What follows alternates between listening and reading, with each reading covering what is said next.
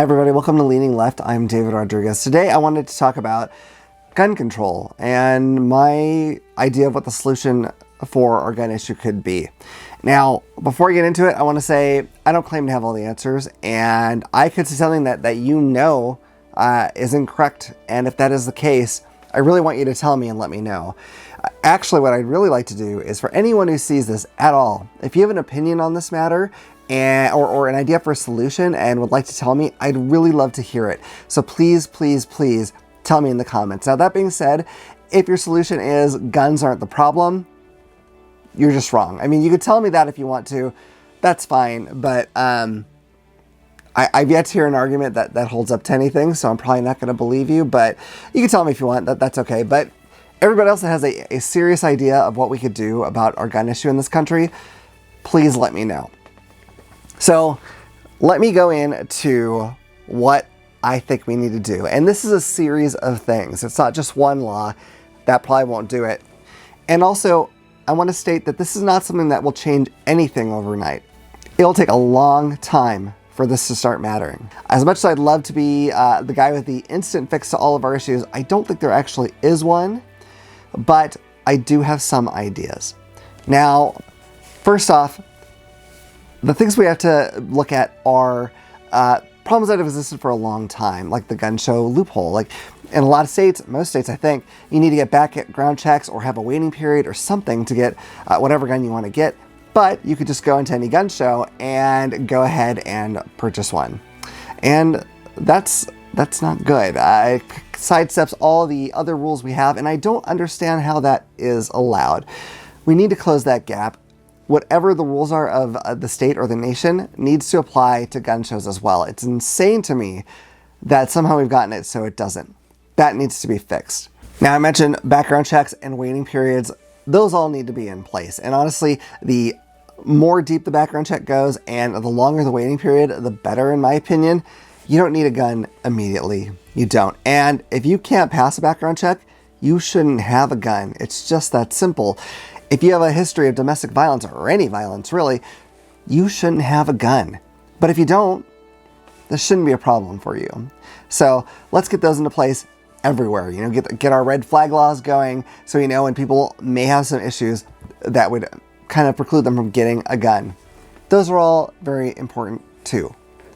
Now, that's talking about just any old gun, but I think most people who are sane would agree that the real problem is that people can get these military-style weapons like the AR-15, even though they could not possibly have an actual use for them. It makes no sense that we let people have them, but we do.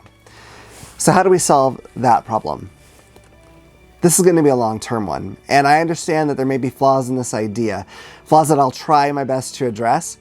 And again, let me know if you think that I'm taking a wrong turn, but I refuse to accept that there isn't an answer and that it's too late to fix anything. I refuse to accept that. So first things first, we make all such guns illegal.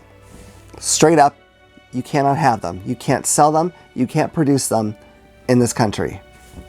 Illegal. Now, what I'm not suggesting is that we look at anyone who has one of these registered and go into their homes and try to take them, because I think we all know that will lead to bloodshed. Right? Like the people who are super crazy Second Amendment people are they at least think they're willing to have a shootout with the police. I have a good feeling that like 99% of them wouldn't actually do that because they're not as ballsy and insane as they think they are. But it would happen some places, and that's not really acceptable. So I'm not suggesting we go into people's homes just because we know they have a gun and that's it.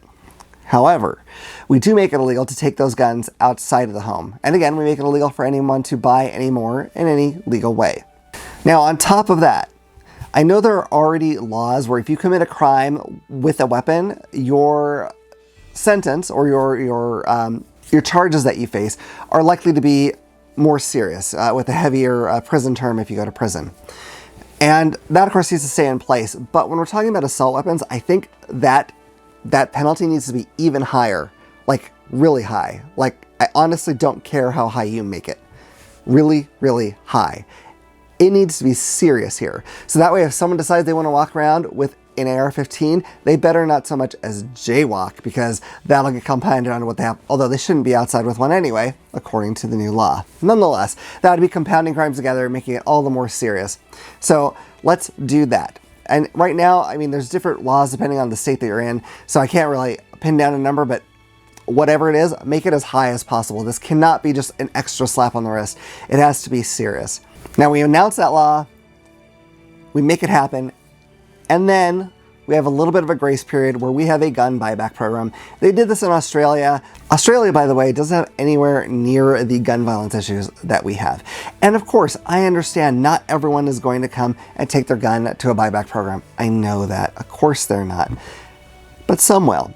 Some people are really struggling right now, and if they see this way to get quick money, even though they don't like it, they may do that. And those guns get off the street. Now, let's say we do that gun buyback, and let's say we enact those laws where these guns get confiscated if someone has committed a crime. What do we do with them? Well, we either destroy them or we give them to the military, our military. And that's it. Those are the two options. If the military needs them, they can get them. If not, they're destroyed. Straight out, gone. We don't keep them around. They're done. Now I know there is always the argument, well, criminals are just going to be criminals. They're just going to break that law. They don't care. I know that. But that is an argument against guns. That's an argument against all laws. Murderers are just going to murder. They don't care. Robbers are just going to rob. They don't care. That isn't an argument for anything. It doesn't really make sense. I understand what you're saying. It doesn't make sense. We have laws in place because the laws don't necessarily prevent all crime, as much as that would be great, but they do put strict penalties on them, and that's what we're doing with these guns. Now you say, oh, but you made them illegal, but bad guys could still get those guns. They could still get them through some illegal means. You're right, they can. Obviously they can. But there are some people who won't know how. Like if I went bonkers tomorrow and wanted to do something horrible, I have no idea how to get an illegal gun. None. Zero. Now I might be able to piece it together, but it would be really hard for me. I have no idea. I would have to go through some legal means because I don't have those connections. A lot of people don't have those connections. But even the ones that do, again, we're talking about a process over time. So some of those criminals who buy those guns illegally will get caught with those guns on them, and their guns will be destroyed. And this will take a long time. I have no illusions about that. But what I'm talking about is lessening the guns that are out there, slowly but surely, whittling them down as much as we possibly can. And this will happen in time. It will. I mean, you have, the Republicans very concerned, theoretically concerned, about fentanyl coming over the border, and we should catch them. And by the way, Biden has caught a lot more fentanyl than Trump ever did. But if we catch those weapons coming over the border, guess what? Big crime. Someone gets in big trouble for that. We're talking about lessening this problem. And that's not perfect. I know it's not perfect. But if we do that, and it's a few less mass shootings, if it's one less mass shooting a year, God, that's worth it. That is so worth it. And maybe these people will just get some other kind of gun that's less efficient. I get that. They may do that. But it's less efficient.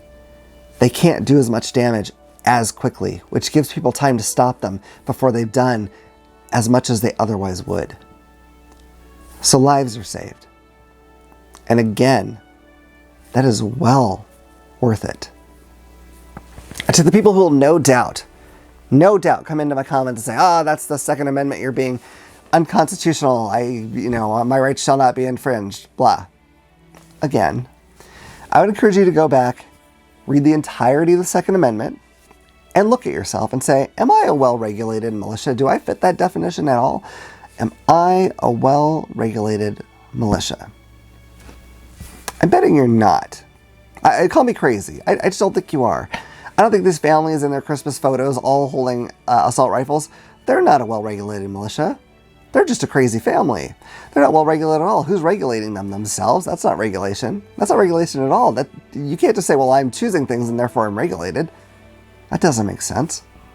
Like, are you only unregulated if you have like rabies and you have a gun? It doesn't make any sense. It's right there in the amendment. It's there. And it gets yada, yada, yada over by people who are like the big Second Amendment folks. And you can't do that. You can't do that and then claim that your rights are being infringed when those rights aren't rights you actually had. Those rights are rights that you're really badly misunderstanding. And the amendment's not that long. It's not that hard to read and get. So no, none of this infringes on your Second Amendment rights. None of it does. Our right to free speech is not absolute. You can't say things that will cause a riot, for instance. You can't do that. Even if you're a former president or a president on the way out, you can't do that.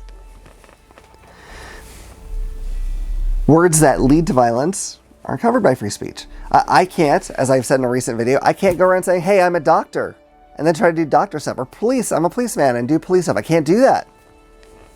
I can't. That isn't covered under free speech either.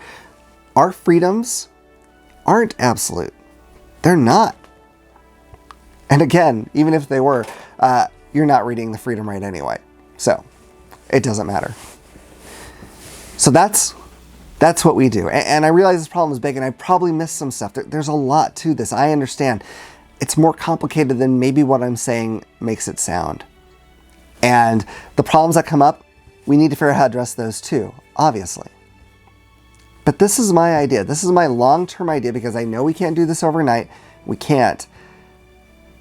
But maybe we can make it better for the next generation. Just better. Maybe eventually it'll be straight out good if we do these things. But again, I don't know. Maybe I'm wrong. What do you think? Tell me what will work. Don't tell me it's too late. Don't tell me that. We need solutions. We cannot just throw our hands in the air and say, well, it's the cat's out of the bag. We can't do this anymore. There's a way. There's a way to do it. And if it has to be slow and long term, then that's what we have to do. But please let me know your thoughts. Please do. And if you see this video and you're not sure if there's another thought, but you know someone who'd be great at figuring this out, show them this video. Tell them to watch it and tell them to tell me. I would love that. I would love to get someone telling me, if there are problems with my plan, but if they have solutions to those problems.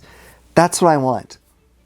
Let's fine tune this. Let's get it down to the point where we have ideas on what we can do to stop the gun problem in this country.